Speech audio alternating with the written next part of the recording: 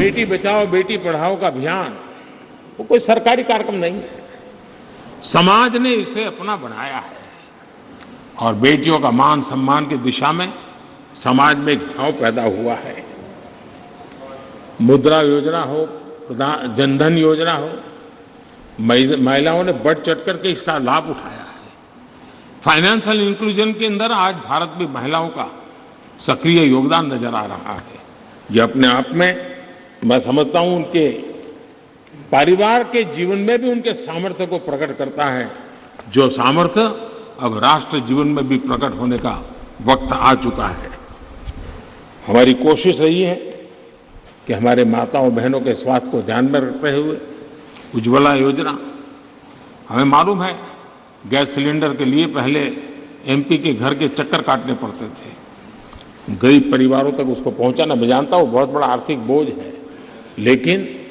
महिलाओं के जीवन को ध्यान में रखते हुए उस काम को किया। महिलाओं के सम्मान के लिए ट्रिपल तलाक लंबे अरसे से राजनीतिक दृष्टि से राजनीतिक लाभालाभ का शिकार हो चुका था, इतना बड़ा मानवीय निर्णय, लेकिन हम सभी माननीय सांसदों की मदद से उसको कर पाया।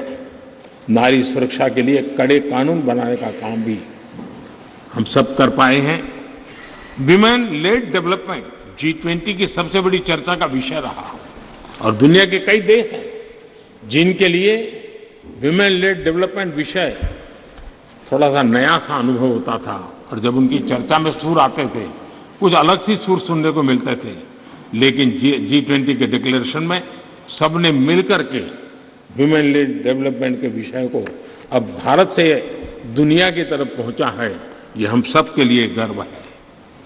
आदरणीय सभापति जी, इसी बैकग्राउंड में लंबे अरसे से विधानसभा और लोकसभा में सीधे चुनाव में बहनों की भागीदारी सुनिश्चित करने का विषय है और ये बहुत समय से आरक्षण की चर्चा चली थी। हर किसी ने कुछ न कुछ प्रयास किया है, लेकिन